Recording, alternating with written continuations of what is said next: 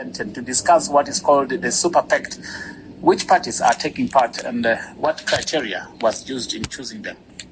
In fact, we didn't have to use a criteria to choose parties. We did an open invite, and the genesis of it is these are the parties that are already in coalition in local government. And we decided to say we have worked together in local government. How do we take it forward now to provincial and national as minority parties?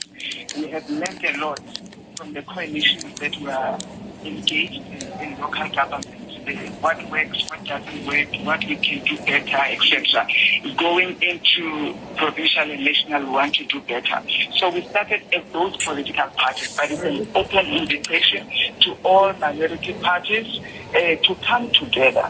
And for the simple objectives, right now, the 2024 elections are going to be highly contested, overpopulated. There's political parties being opened in every corner because there's frustration of service delivery jobs and many things that cause people to be disgruntled.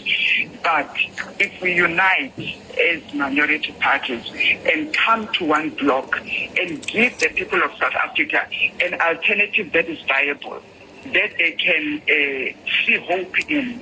They can see the leaders that are capable, leaders that are servants, leaders that want to make a change in South Africa. Some of us, they've seen us the work that we've been doing in our municipalities. That will be a game changer, we believe, for 2024. But what perpetuated the move to form this pact? Look, like I said, there's the polarization now of political parties. I'm busy in my office as the Speaker of Cllr Johannesburg with civic education, and I work with IEC. They are saying now we are looking at almost 500 parties, including independents, that will be competing for national and provincial. That's a Bible that we're going to see going into the elections. How do the people of South Africa really navigate through all of these parties who are there, the manifestos, etc.? And all of us are more or less saying the same thing. It's just that we've got a stars shop mentality. Manifestos are the same. We want good government and good governance. We want responsible leaders. We want service delivery. We want better education, hospitals. We want jobs, etc. All of us are saying the same thing, but in just our different colors and in our different ways. But if we come together, let it not be about power and individualism. Let it be about the people at the center. And if we can do that, it's easy for COPE to say, we'll forget COPE now. We want to support this united front that is going to service our people. We've got BOSA. We'll forget BOSA for now. We want to be part of this movement. We are going to forget APC. We want to be part of this movement. And we've got NFP. We've got other parties that are coming in. Devoted citizens with Reverend Makhubele. We've got the South African Christian Forum that is coming in. We've got Soweto Parliament, civic organizations, traditional leaders, Rolesa, that want to be part of. But they don't want to be part of 400, 500 formations that are pulling themselves. They want to be part of something that is credible, an alternative that can offer a viable alternative to compete and change the lives of our people. We are tired of the status quo, but stars are short parties, single parties trying to compete. 500 of them are not going to make a difference. We are just going to end up in a worse state come 2024 because we would have divided the voters even further and even disgusted them with what is happening now with everybody thinking they can govern the country. It's not so. Yeah, and another pact, the multi-party charter committed to not entertain any working arrangement or co-governing agreements with the ANC or EFF. Do you have any known enemies that you will not work with in any situation where coalition is unavoidable?